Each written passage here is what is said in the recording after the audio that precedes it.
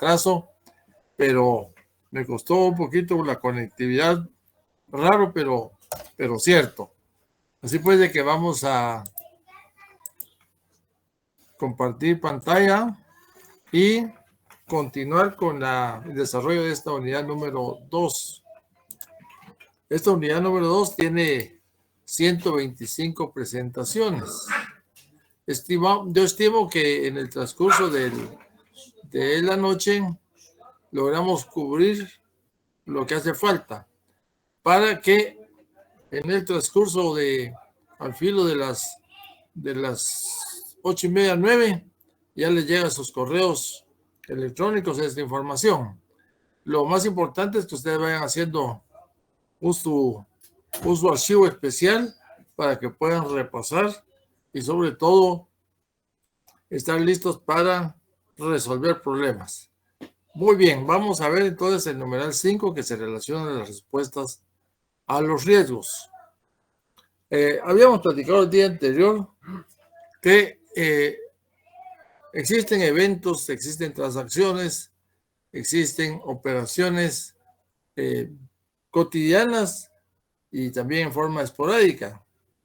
Por ejemplo, una cotidiana sería compra-venta, pero una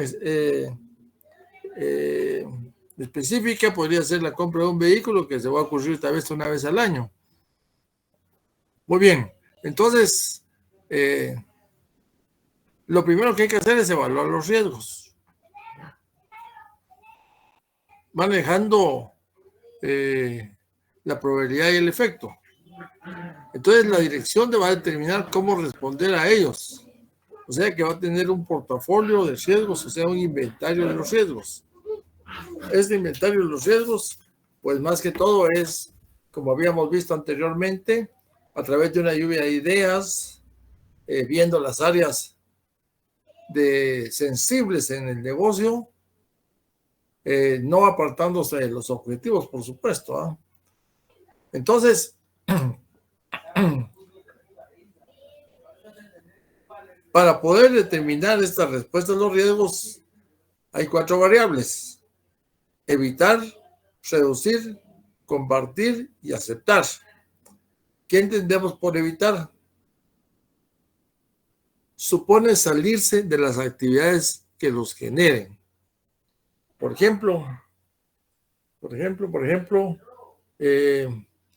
podría darse el caso de que existe un riesgo en el tema de la contratación de recursos humanos, hecho por la propia administración. Pero el riesgo es latente. Entonces, ¿cómo podemos evitar que esa selección ya no la haga la administración, sino que encargársela a un tercero para que la haga? De esta manera, pues ya la administración no se toma participación de ese tema de la selección de personal. Un ejemplo sencillo: reducir es tomar decisiones para reducirlos. Habíamos visto, ¿se recuerdan aquella gráfica que hablábamos del riesgo inherente? A través de una serie de actividades quedamos con el riesgo residual. Luego tenemos compartir. Se reduce compartiendo el riesgo, es decir, trasladando a un seguro. En caso de que el riesgo se materialice y ocurra un siniestro, entonces en este sentido, pues el seguro estaría atendiendo o indemnizando a la entidad o a la empresa por la ocurrencia de ese riesgo. O sea, estamos compartiendo la responsabilidad. Y luego aceptar sería prácticamente tener el apetito del riesgo. No se emprende ninguna acción. La administración quiere vivir con ese riesgo, no toma acciones, entonces el riesgo está latente. Muy bien.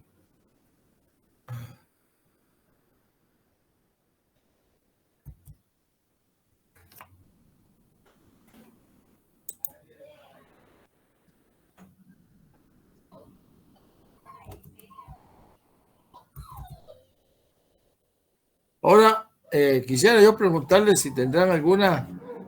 esta parte ha sido comprendido porque prácticamente lo que les quiero comentar es que tengamos atención a que efectivamente sí hay acciones de cómo poder darle respuesta a estos riesgos.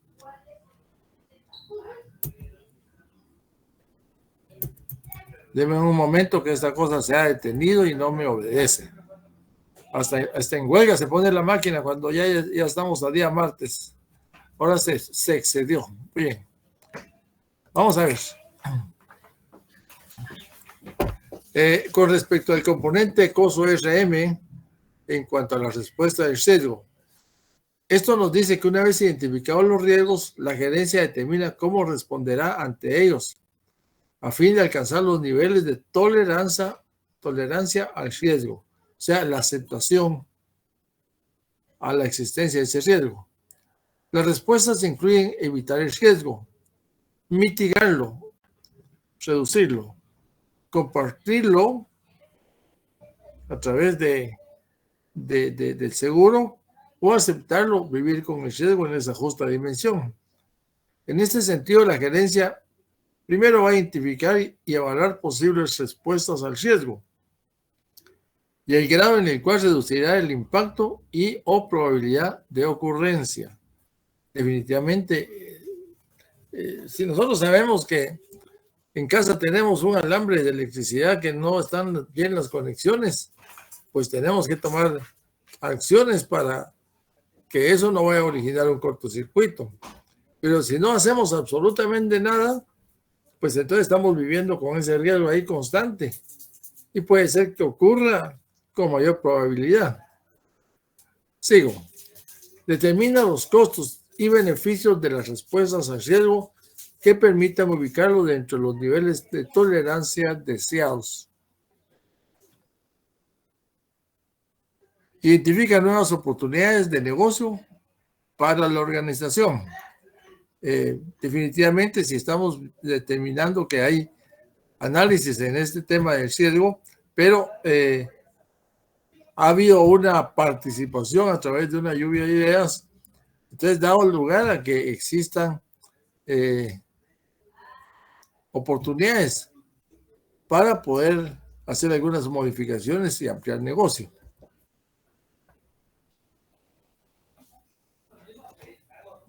Siempre respuesta a los riesgos, opciones y su efecto en la probabilidad e impacto de un evento. Relaciones con tolerancia al riesgo, costos versus beneficios. Todo eso tenemos que considerarlo porque de alguna manera tenemos que darle valor a este tema del riesgo, pero sobre todo que en un momento determinado no se incurren demasiados costos porque los beneficios podrían ser muy sencillos, muy simples. Entonces hay que evaluar costos versus beneficios. Seleccionar respuestas que traerán la probabilidad de impacto de un evento dentro de la tolerancia al riesgo de la entidad. Cuando hablamos que traerán probabilidad de impacto de un evento, es porque no estamos libres de la ocurrencia de un riesgo, de que suceda. Entonces tenemos 4 tipos de respuesta al riesgo. La ilusión, compartir, reducción y aceptación.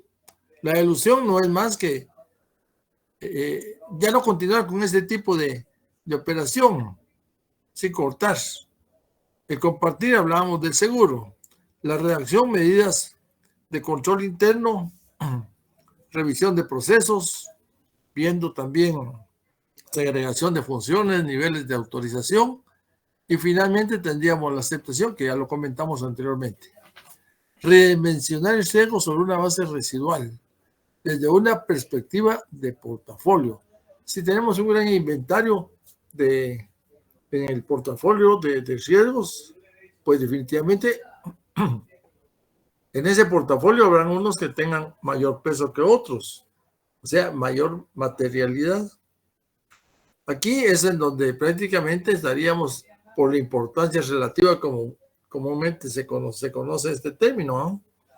¿Qué es lo más importante? ¿A qué le vamos a poner atención? ¿Cómo vamos a poder afrontar cuando hay varios riesgos que están latentes? ¿Y cómo vamos a segregar esa responsabilidad de el control, fijar tiempos para su ejecución? Pero lo que nos interesa es que eso no dé lugar a que exista una distracción y se pierda el objetivo. En algunos niveles de riesgo residual siempre van a existir. Siempre. Aquí tendríamos entonces siempre en el componente costo RM respuesta a riesgo. Evaluar posibles respuestas. Las respuestas deben ser evaluadas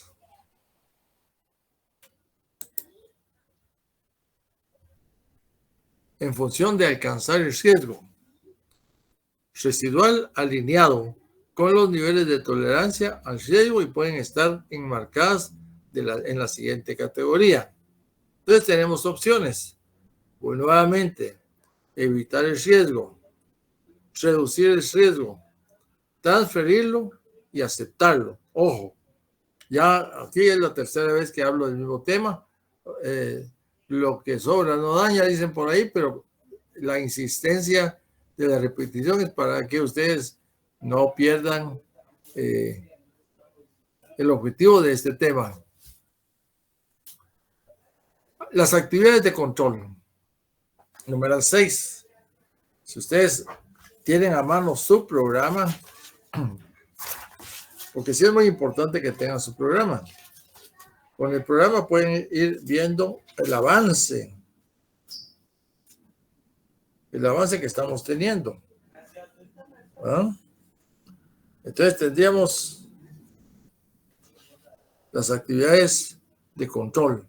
Son las políticas y procedimientos que ayudan a asegurar que ya no se van a dar dichos riesgos. Ejemplo. Hagan de caso que tenemos una cartera alta de cuentas por cobrar. Y en la estructura de esa cartera de cuentas por cobrar, existe, al hacer su análisis, alguna debilidad en cuanto a la captación de información del deudor, lo que originaría más compleja la investigación de localización del deudor, porque los datos esenciales no se tomaron de primera mano. Se autorizó un crédito, pero no habían completado el formato de solicitud de crédito en forma correcta. Entonces habían ciertas omisiones. No obstante de eso, vendieron al crédito y por lo consiguiente la recuperación de esa cuenta es difícil porque no hay antecedentes. Ese es el escenario. Entonces se examina el proceso, quién autorizó el crédito, era la persona correcta para autorizar el crédito, lo hicieron solamente por vender, y aquí hay algo de por medio, comisiones sobre ventas, sin duda, ¿no?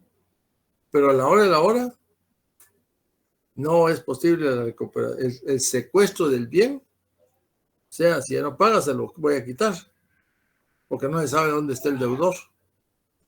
Y tampoco se puede hacer un embargo o seguir un proceso, porque no hay datos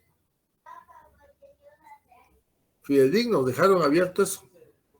Entonces, entra la política y se reforman lo que antes existía. O se revisa y se ajusta o se corrige, pero se hace, lo importante es hacerla cumplir. Y se hacen los procedimientos sobre lo real, se aprueban y todo el mundo tiene que observar. Entonces quiere decir que de aquí en adelante ya la organización no va a tener riesgos en ese tema de los deudores, excepto que existe una defunción de por medio. Bien, entonces aquí ya se genera la política, se generan nuevos procedimientos, se prueban y entran en vigencia. Ahora bien, cuando entre paréntesis vemos la palabra controles internos preventivos, controles sobre sistemas de información, controles generales, es decir, un control interno preventivo sería ver la solicitud de crédito, que estén adjuntos los documentos que se requieren y que los niveles de autorización de crédito, quien da la firma final es el que va a aprobar el crédito. Entonces ya esta decisión ya hace que exista una facturación, que se reciba un abono, que se muevan los inventarios, etc. Entonces, aquí es en donde prácticamente con este ejemplo estamos viendo que efectivamente es importante poner algunas actividades de control que permitan, uno, evitar que el patrimonio de la entidad se vea perjudicado. El otro es que la cuenta por cobrar también no sea abundante y considerar si existen las reservas correspondientes para que éstas afronten estas pérdidas. Vamos a ver algunas actividades de control. Las políticas y procedimientos que ayudan a asegurar las respuestas al riesgo se llevan a cabo adecuadamente. La política es qué debe hacerse. Esa la va a dictar la máxima autoridad. El procedimiento, cómo debe hacerse. Eso se levanta el procedimiento sobre lo real y ya se aplica, y todos los que están involucrados en el proceso, pues definitivamente tendrán que atender el procedimiento. Parte del proceso de lograr los objetivos del negocio. Eso es natural. La importancia de los sistemas de información. Entonces, si tenemos esto sistematizado, pues va a ser muy fácil localizar referencias. Por ejemplo, uno de los riesgos cuando las cosas son manuales o cuando hay descuido en la operación o cuando hay personas deshonestas que le abonan a una cuenta corriente un recibo que no corresponde solo con el propósito de bajar el saldo. Aquí también hay una deficiencia, pues aquí ahí entramos a irregularidades y podríamos pensar hasta fraude, ¿no? Entonces aquí hay que ir teniendo cuidado porque estoy poniendo ejemplos sencillos, pero si vemos la empresa en su conjunto, van a haber una serie de aristas que hay que irlas detectando y corrigiendo. Entonces, cuando hablamos de la importancia de los sistemas de información, nos habla de los controles generales. Aseguran que los sistemas trabajan apropiadamente. Hay una infraestructura, hay una seguridad, hay adquisiciones por software y hardware, están las licencias correspondientes, está su desarrollo, su mantenimiento y reporte de actividades. Siempre y cuando la información que se introduzca en el sistema sea oportuna, confiable e íntegra, obviamente los resultados van a ser satisfactorios. Caso contrario, no va a ser así. En cuanto a los controles de aplicaciones, aseguran la integridad, exactitud, autorización, validez de la captura de datos y proceso de transacciones, interfaces de datos. En cuanto a las actividades de control del costo de ARM, tipo de actividades de control. Revisiones de desempeño del negocio. Estas revisiones, pues sencillamente habría que establecer si efectivamente los objetivos se están cumpliendo, se están alcanzando. Dice comparaciones del desempeño versus el presupuesto. ¿Cómo está ese comportamiento? Si presupuesté ventas de 100 al 31 de agosto, ejemplo, pero en este momento llevo el 90%. Entonces quiere decir que sí voy a alcanzar este tema, ¿eh? Ahora bien, hay proyecciones y desarrollo del periodo anterior. Esas proyecciones son basadas en cifras históricas o en un momento determinado cuando ya tenemos los resultados del ejercicio anterior para poder establecer cómo estamos entrando. Ahora bien, por ejemplo, la revisión de informe por sucursal, región, tipo de préstamo. ¿Qué realiza un gerente de crédito de un banco para aprobaciones y cobranzas? Es un ejemplo. Controles físicos. Incluye resguardo de instalaciones. Activos físicos. Controles de acceso físico. Imagínense que dejan el almacén abierto. No hay control. Cualquiera entra y sale. Es muy común que se puedan desaparecer cosas. Conteos periódicos. Verificar la cuenta corriente versus el físico. Y comparación con el registro en el sistema. Por ejemplo, realización de inventarios físicos para la verificación de mercancías en stock con las cantidades presentadas en los sistemas de información. O sea, cotejar lo físico versus el registro. Si hay diferencias, hay que establecer las causas, motivos e impacto. Podrían ser errores. En vez de rebajar por un lado, rebajaron por otro. El tema de segregación de funciones es bien importante. Asignar a diferentes personas las responsabilidades de autorizar, registrar las transacciones y mantener la custodia de los activos. Una persona no puede hacer esas tres actividades. Tienen que ser personas diferentes. ¿Por qué razón? Si yo autorizo, yo registro, yo mantengo la custodia, pues la tentación es tentación y puede ser que cause algún problema ahí. Por ejemplo, un vendedor no puede tener autorización para modificar precios de ventas o descuentos de los productos del sistema. Algunos controles de aplicación enfocados en el cumplimiento de los objetivos del procesamiento de la información sobre integridad, exactitud, validez, acceso restringido, por ejemplo, chequeos de existencias y de verificación de cálculos. En cuanto a controles generales, incluyen controles sobre la gerencia de tecnología de información, de infraestructura, seguridad de los activos de información, adquisición, desarrollo y mantenimiento de software.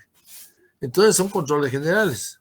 Con respecto al desarrollo e implantación, asegurar que se desarrollen, configuren e implanten los sistemas para satisfacer los objetivos de información financiera. Mantenimiento, asegurar que los cambios o modificaciones de los sistemas se realicen en forma adecuada, utilizando ambientes de desarrollo y producción separados, autorizaciones, documentación, pruebas, aprobaciones, análisis de impacto del cambio de otros sistemas o base de datos. Seguridad de la información, asegurar que se autentifique y autorice el acceso a los recursos de los sistemas y datos. Quiere decir que van a darse perfiles y cada quien tendrá acceso a una parte del proceso. No puede ser que tenga un perfil y que tenga acceso universal de todas las operaciones, delicadísimo, ¿no? Bien, el tipo de actividades de control. Diferentes tipos de control. Controles preventivos. Son diseñados para evitar riesgos, errores o accidentes antes de su ocurrencia. Por ejemplo, el corte de formas derivado del ingreso, pues definitivamente está el recuento de papel moneda, de las monedas, el corte de formas, y si están correctos, pues entonces sencillamente se autoriza su proceso. Ese es un control preventivo. Pero si en dado caso la persona responsable de hacer eso no hace este tipo de control del recuento de la moneda, del recuento de las formas, pues definitivamente puede colarse un error. Los controles detectivos, diseñados para detectar en forma rápida riesgos, errores o accidentes. Pues prácticamente si el control preventivo fue deficiente, el control detectivo va a tener mayor repercusión. Entonces, aquí lo que interesa es detectar en forma rápida los riesgos, pero para eso debe dársele un seguimiento importante a todo el proceso. Debe haber monitoreo. Controles correctivos, diseñados para remediar o reducir daños como consecuencia de riesgos, errores o incidentes ocurridos. Entonces, ojo, estos tres tipos de control: preventivo, detectivo y correctivo.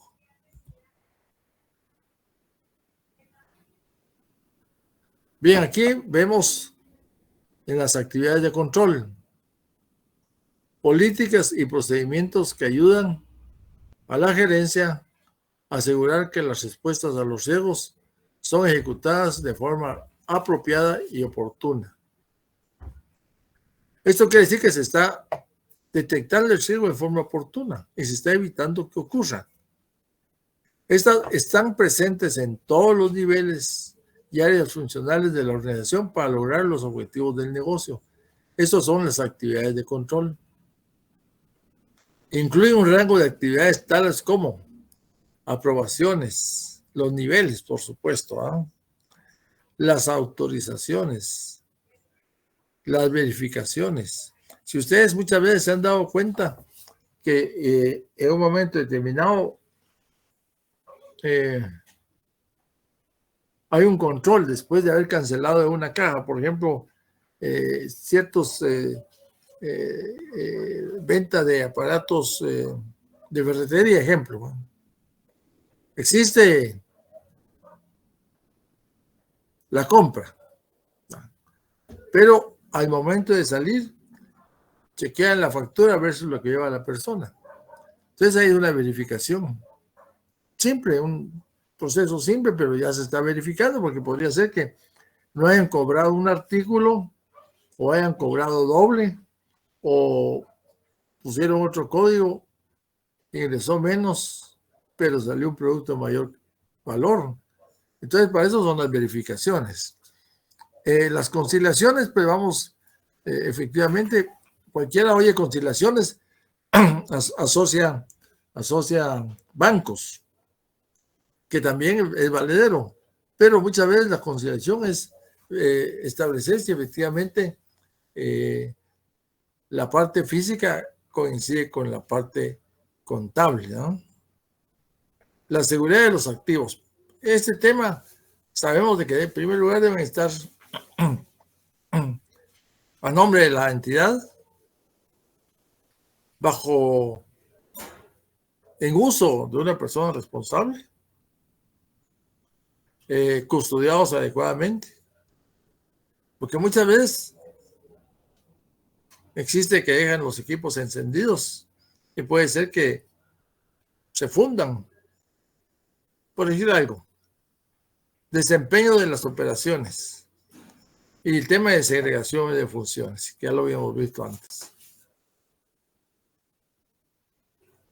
Información y comunicación. Este es el tema más interesante porque está desde la planeación, ejecución, y luego ya estamos informando o comunicando qué pasó. La información es necesaria en todos los niveles de la organización para identificar, evaluar y dar respuesta al riesgo. Se debe identificar, capturar y comunicar en tiempo, en forma que permita al personal cumplir con sus responsabilidades. La información relevante es obtenida de fuentes internas y externas. La comunicación se debe realizar en sentido amplio y fluir por toda la entidad en todos los sentidos, de arriba hacia abajo, derecha a izquierda, pero en forma amplia, no utilizando palabras rebuscadas y en un momento determinado tampoco hablar con demasiado tecnicismo, porque no todos van a tener la oportunidad de conocer esos tecnicismos. Entonces debe existir un lenguaje que permita la identificación adecuada de la comunicación, que se entienda, que se comprenda y que no origine confusión al leerla. Bueno, debe existir una comunicación adecuada con partes externas a la organización como clientes, proveedores, reguladores y accionistas. Eso es muy importante, la comunicación adecuada, pero sobre todo la cortesía.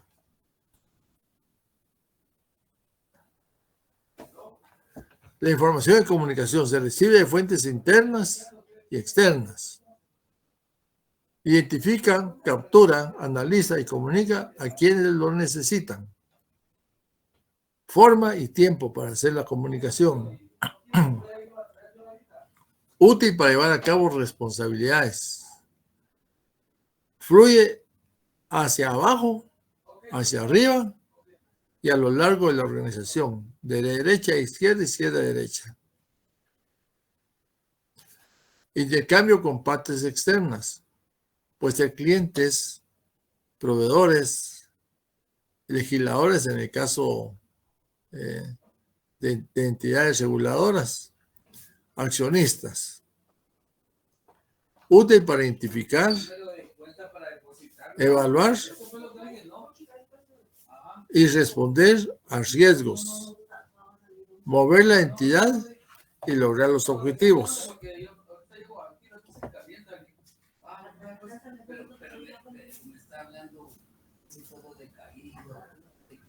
La información relevante debe ser identificada, capturada, procesada y comunicada en la oportunidad y forma adecuada.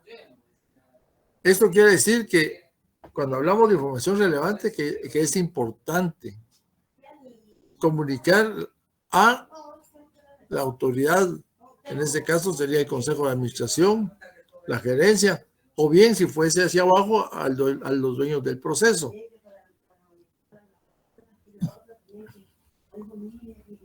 Los sistemas de información deben apoyar la toma de decisiones y la gestión de riesgo. La gerencia debe enviar un mensaje al personal tratando su responsabilidad ante el costo de RM. Básicamente, el mensaje no es amenazar, por supuesto, sino que solo sencillamente decir la importancia que tiene este sistema para la organización y todos deben de involucrarse. El personal debe entender su rol en el ERM, así como su contribución individual en relación al trabajo de otros. Esto es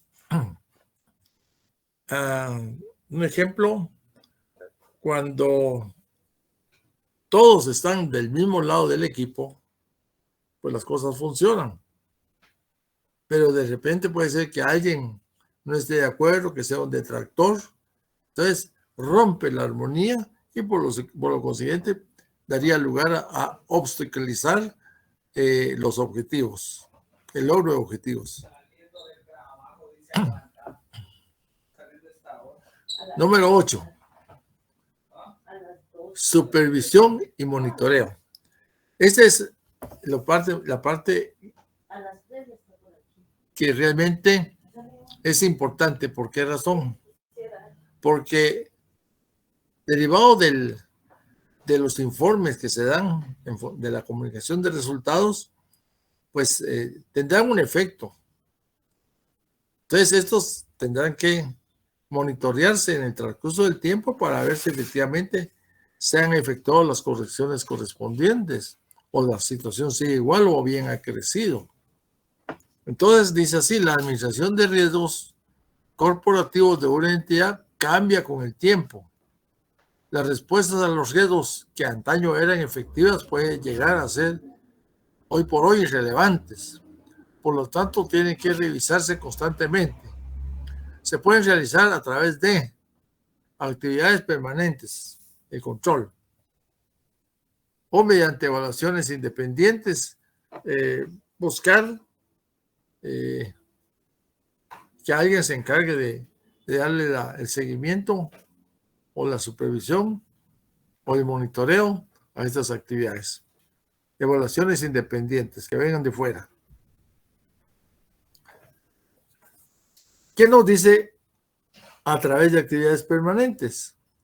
Son los directores de línea o función de apoyo quienes llevan a cabo las actividades de monitoreo, o sea, los responsables del proceso, y dan meditada consideración a las implicaciones de la información que reciben. Ejemplo, aprobación de transacciones, reconciliaciones de cuentas de balance y la verificación y exactitud de los cambios en archivos maestros.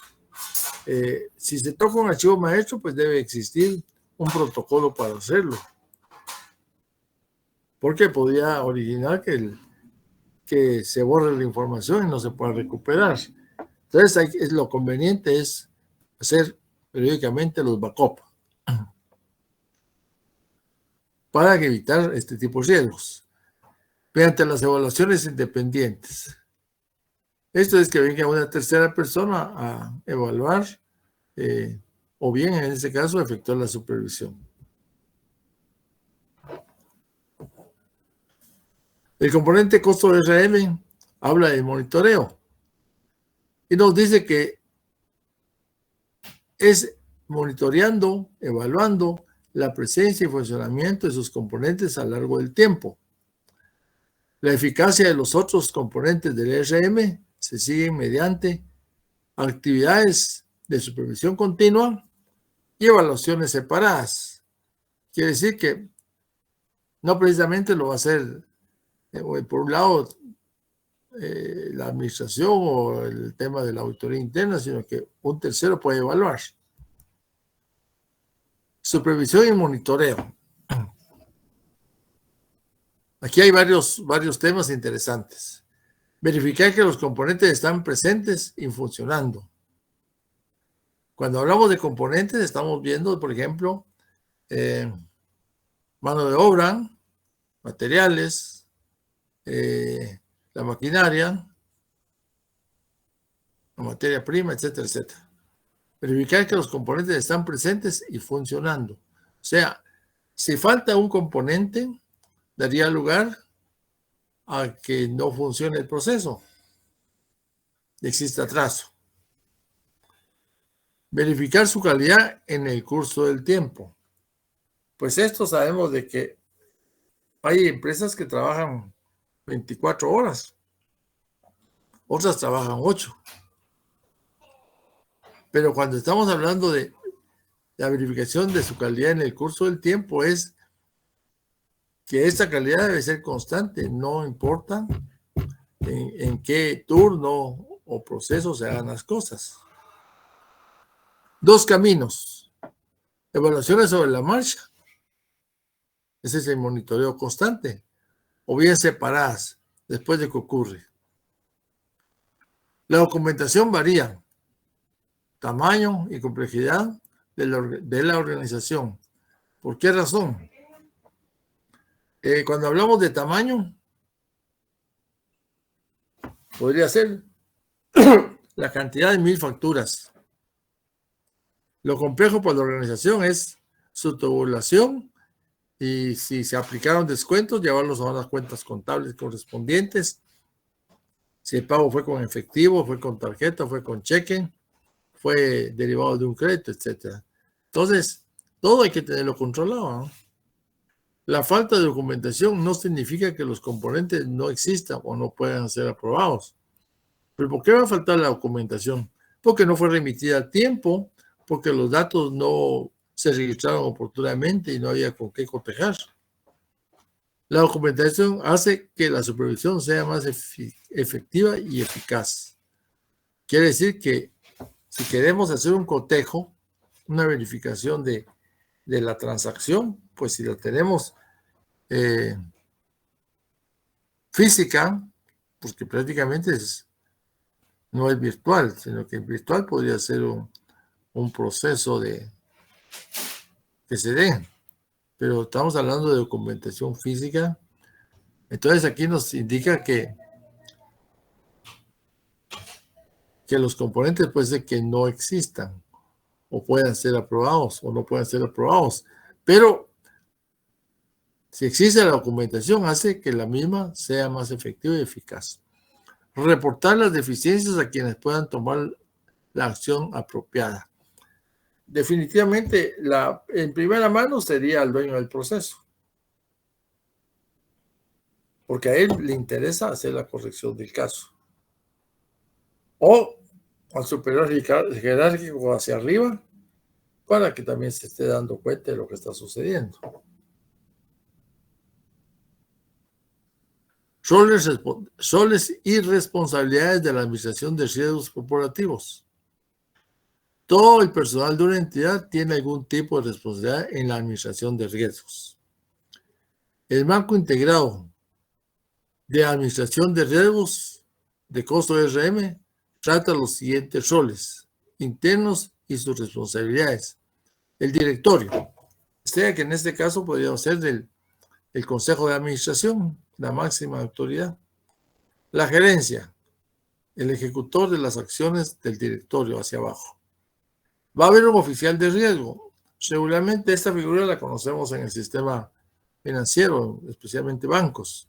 Pero en un momento determinado, si estamos hablando de riesgos corporativos, en donde no estamos trabajando con un negocio por separado, sino que hay una corporación que se dedica a varias actividades diversas, pero pueden consolidar y a la larga son empresas hermanas, ¿verdad?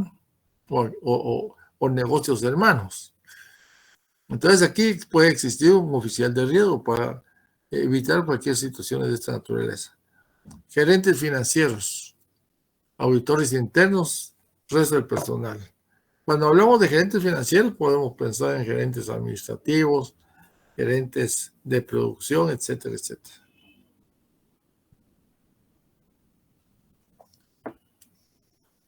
Aquí tenemos una matriz de responsabilidades. Entonces, en esta matriz, en la primera columna tenemos los elementos de control interno y luego le vamos designando en columna qué le corresponde hacer al director ejecutivo, al director operativo, al director financiero, al contralor.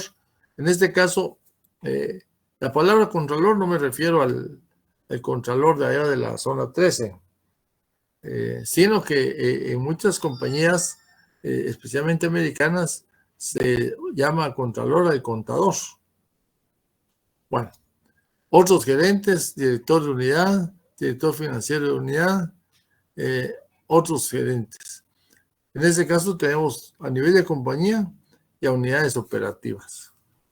Entonces, la lista de chequecitos ahí que van es a quién le corresponde tomar acciones. Vamos a ver 3 nada más. Pensamiento estratégico. O sea que tenemos visión y un plan estratégico. Tendríamos especialmente a la cabeza director ejecutivo, director operativo, director financiero.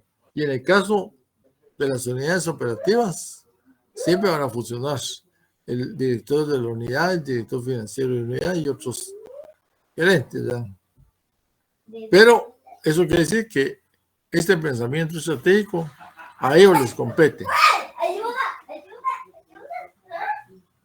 Cuando vamos a ver la palabra incentivos, es toma de decisión.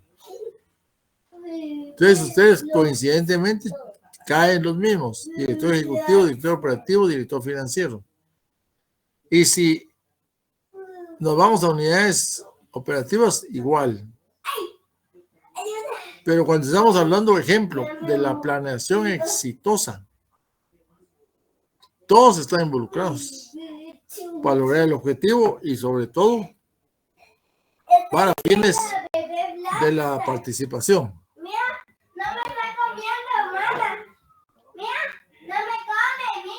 Papeles y responsabilidades. Tenemos grupo y responsabilidades. Grupo, tendríamos el consejo de directores, la administración, funcionarios de riesgo, los auditores internos y las responsabilidades que le corresponden a cada uno.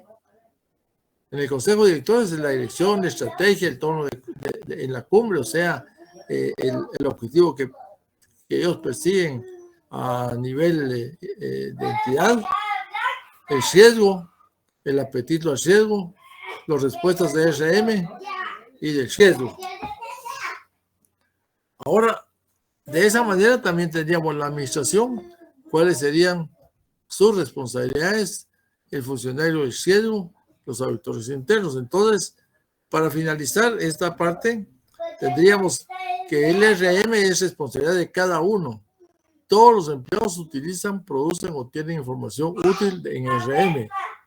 Tomar acciones para administrar eventos y riesgos. Bien, entonces aquí ya tendríamos en buena parte esta información. Ahora vamos a continuar. ¿Qué pasa con las terceras personas?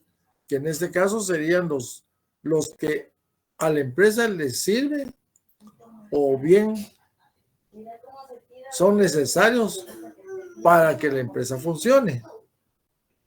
También trata el rol de los terceros a la organización, ya que proveen información útil para una adecuada administración. Uno serían los auditores externos, independientemente de los auditores internos. Los legisladores y reguladores, clientes y proveedores, analistas financieros, medios de comunicación.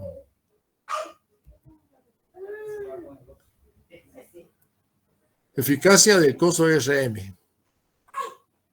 Un estado o condición en un momento dado. Eficacia. Todos los 8 componentes están presentes y funcionando. Se refiere al costo, ¿no?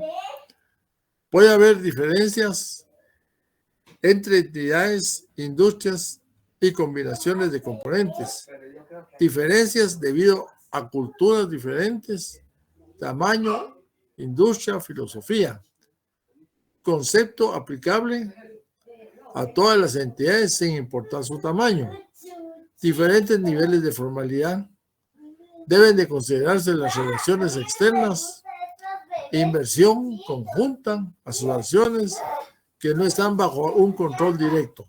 Ahora bien, aquí lo que quiere decir es de que tenemos que hacer uso de estos terceros para el adecuado funcionamiento de la organización, porque o son clientes, sin clientes no podemos sobrevivir. Si es un ente financiero que nos ayuda a dar un apalancamiento, lo vamos a necesitar. Si tenemos un proveedor que está obligado, digo obligado porque de plano va a haber un contrato y es contractual el asunto. Entonces, al haber el contrato, él ya se obliga a cumplir con proveer los bienes o servicios en forma oportuna.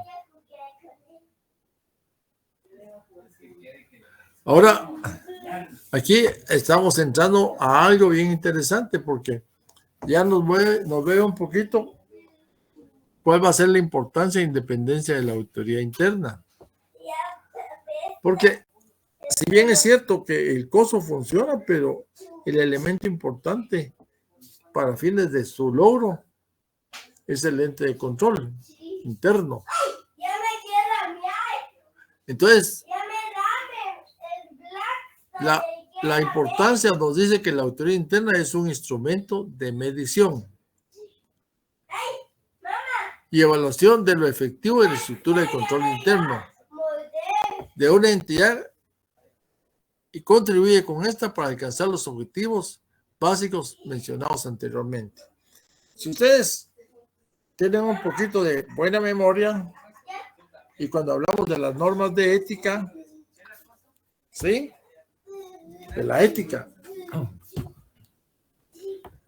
vimos el código de ética, mejor dicho. Y en el código de ética, yo le dije, son 2 hojitas. Está la definición de autoría interna. Y luego habla del código propiamente en sí. Pero cuando nos dice, vean, les voy a leer esto. Dice que la autoría interna es una actividad independiente y objetiva de aseguramiento y consulta, concebida para agregar valor y mejorar las operaciones de una organización. Ayuda a una organización a cumplir sus objetivos, aportando un enfoque sistemático y disciplinado para evaluar y mejorar la eficacia de los procesos de gestión de riesgos, control y gobierno. Entonces aquí es en donde caemos con esta importancia. Nos sirve para evaluar el efectivo de la estructura de control interno y va a contribuir a alcanzar los objetivos. Los roles críticos de la auditoría interna: proporcionar seguridad en los procesos de gestión de riesgo.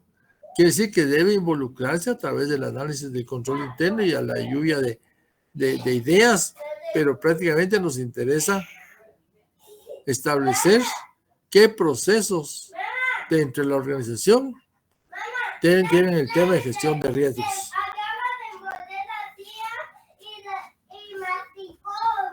Dice que proporciona seguridad de que los riesgos están siendo evaluados correctamente. Cuando nos dice que están siendo evaluados correctamente es porque prácticamente se están dando algunas situaciones que efectivamente se están evaluando, se están tomando acciones.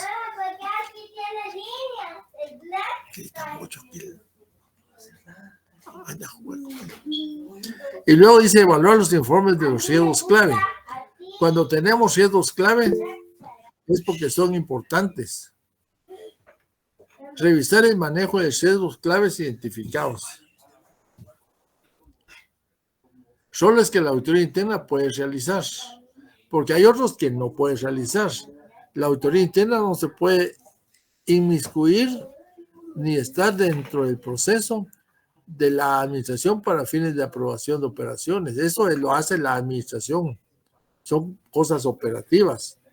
La auditoría interna va a estar observando, monitoreando, pero no puede formar parte del proceso.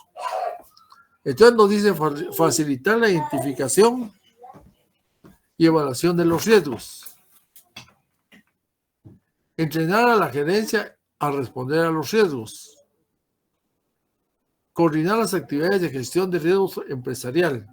Consolidar el informe sobre riesgos. Mantener y desarrollar el marco de gestión de riesgo empresarial. Proporcionar el establecimiento de gestión de riesgo empresarial y desarrollar estrategias de gestión de riesgo empresarial para la aprobación de junta directiva. Esto es lo que básicamente va a ser la auditoría interna. Algunos roles que la auditoría no debe realizar.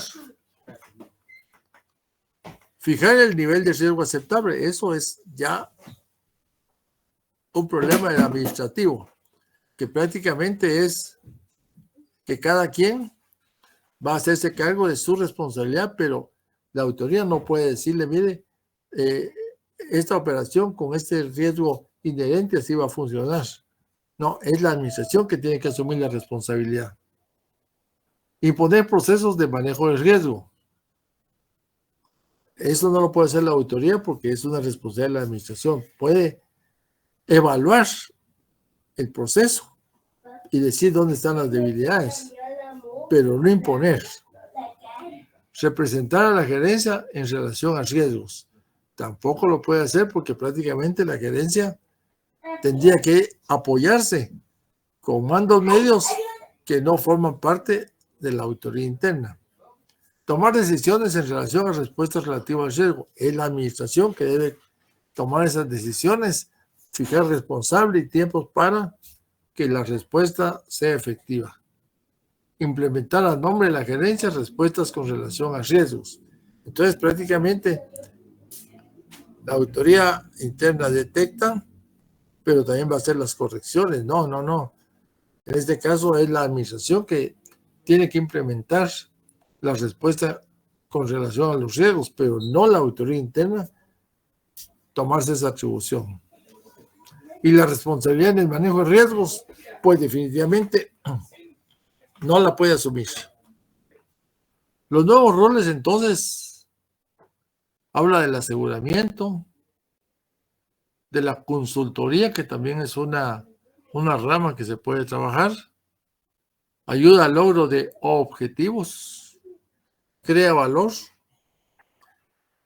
evalúa y mejora la efectividad en cuanto al control, al riesgo y gobierno corporativo. O sea que con lo que yo les di lectura hace un momento, que es la definición de la auditoría interna, entonces efectivamente ese es el nuevo rol que debe jugar la auditoría y no comprometerse a hacer cosas que es propiamente de la administración.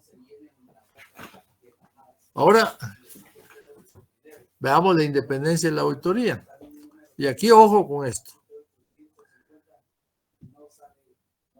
La norma 1100 de NIEPAI, que son relacionadas con los atributos, dice que para que la auditoría interna funcione bien, debe tener dos características. Un nivel organizacional. El Departamento de Auditoría Interna debe estar ubicado dentro de la estructura organizacional adecuadamente para que le permita el cumplimiento de sus responsabilidades y así lograr sus objetivos. La objetividad. Realizar cada trabajo de auditoría, los auditores internos deben mantener una actitud mental positiva y objetiva y no permitir influencias por juicios de otras personas. Ahora bien, si nosotros vemos el glosario que aparece al final de la NIEPAI,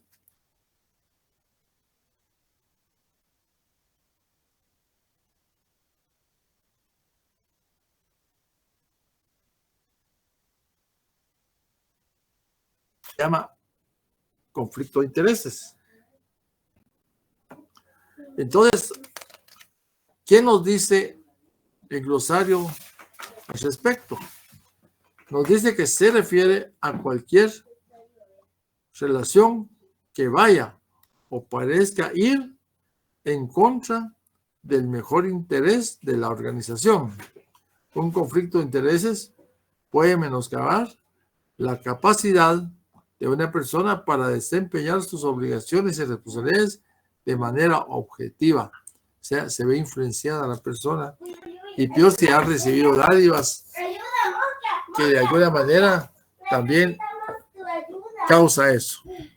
Vamos a ver entonces la ubicación de la auditoría interna. Esta sería la última gráfica que se presenta en esta unidad número 2. Y la empresa La Chabela. La Chabela es la señora Chabela ya de la Huella de Dolores.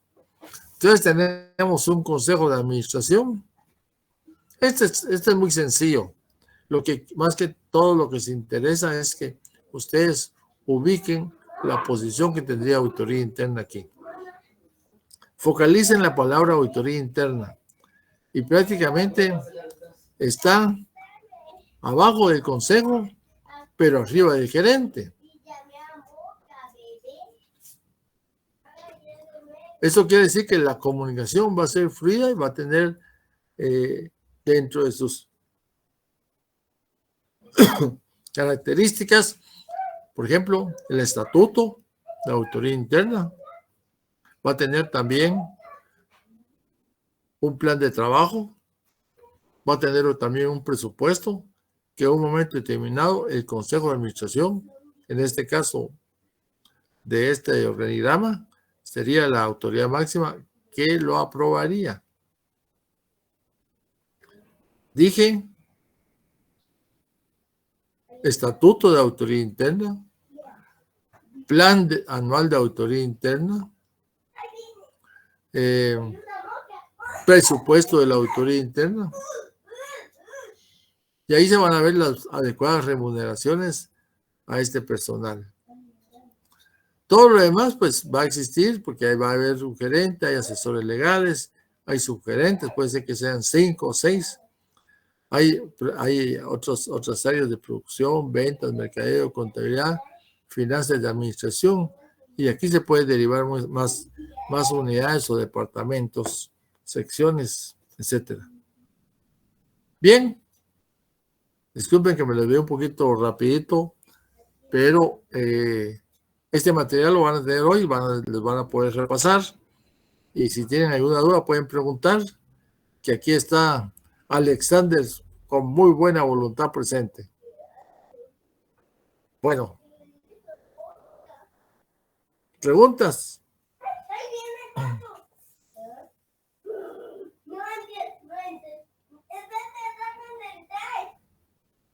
¿Y estarán presentes los estudiantes, digo yo? Sí, licenciado. Muchas gracias. Sí, estamos listos. Muy bien, entonces, muchas gracias. Bueno, eso me da a entender que sí me están escuchando y por lo menos le están llevando ahí el hilo a lo que estamos platicando. Pues les decía que esta información les va a llegar a sus correos personales, sus correos de estudiantes, mejor dicho, al filo entre 8:30 y 9, por favor, entonces estén atentos.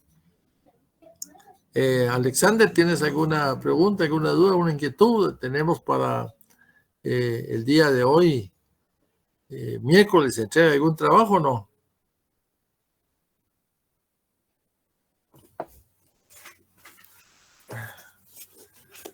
Bueno, entonces, para hoy hay una entrega, ¿se recuerdan? Hola, Sí. Lick, ¿me logra escuchar?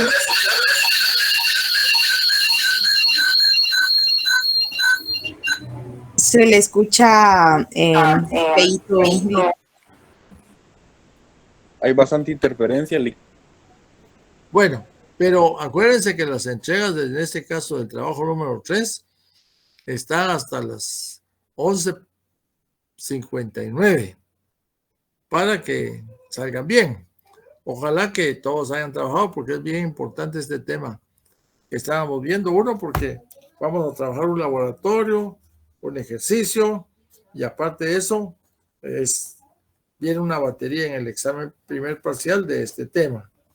Así que ojalá que hagan un bonito trabajo, pero acuérdense que este trabajo que presenta, alguien está consolidando la información, pero cuando ya ha sido presentado, tienen que copiarse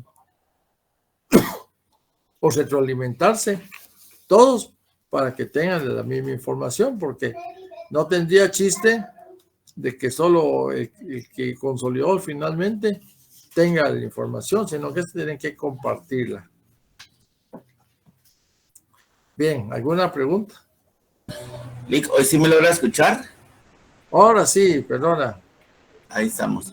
No, sí, era para comentarle, ¿verdad? Que hoy tenemos la entrega de la investigación número 3, que se llama la matriz de riesgos y sus aplicaciones en la evaluación del control interno en las empresas, ¿verdad? Ahorita estoy copiando el link para que ellos puedan llenar su asistencia. Igual los líderes de grupo son los que envían la fotografía para que todos estén atentos ahí, por favor.